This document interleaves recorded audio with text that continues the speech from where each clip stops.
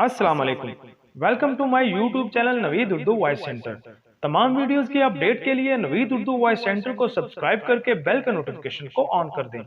तो आइए नाजरीन, आज मैं आपको जो कहानी सुनाने जा रहा हूँ उसका अनवान है अक्लमंद वजीर।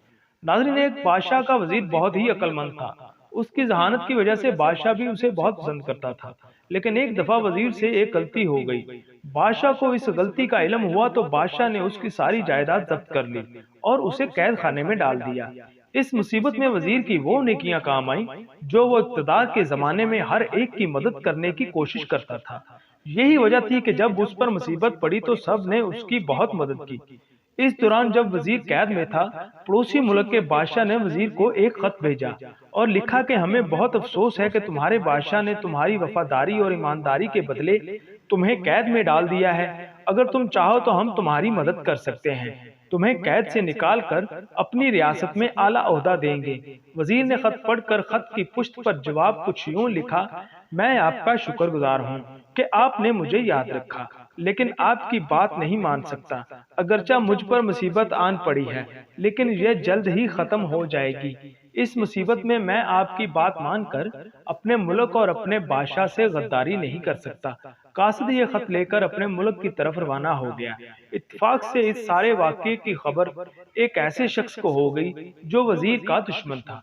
उसने सोचा कि बादशाह को ये बात बताकर वजीर को सख्त सजा दिलवाऊं। उसने बादशाह को सारी बात बता दी कि वजीर पड़ोसी मुल्क के बादशाह के साथ मिला हुआ है और आपके खिलाफ साजिश कर रहा है।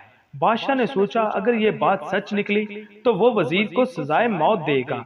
बादशाह ने कासिद को गिरफ्तार करने का हुक्म दिया। कासिद गिरफ्तार हो गया। बादशाह ने इससे खत लेकर पढ़ा तो उसे वजीर की वफादारी का यकीन हो गया। बादशाह ने वजीर को माफ कर दिया और उसे दोबारा उसके ओहदे पर फायज कर दिया।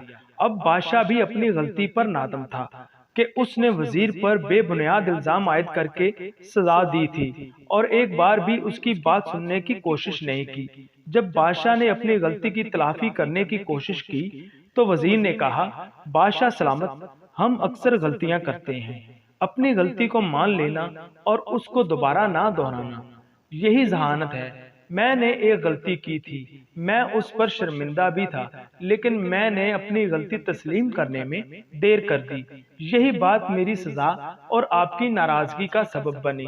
बहरहाल नादम होने की जरूरत नहीं, क्योंकि ऐसा होना मेरी तकदीर में लिखा था। हम अपनी जिंदगी में पेश आने वाले वाकयात से ही तो सीखते हैं। इस तरह वजीर ने एक मरतबा फिर अपनी ईमानदारी और जहानत से अपना ओहदा हासिल कर लिया। तो जी नाज़रीन, आपको कैसी लगी ये कहानी? कमेंट सेक्शन में जरूर बताइएगा। Thanks for watching my channel.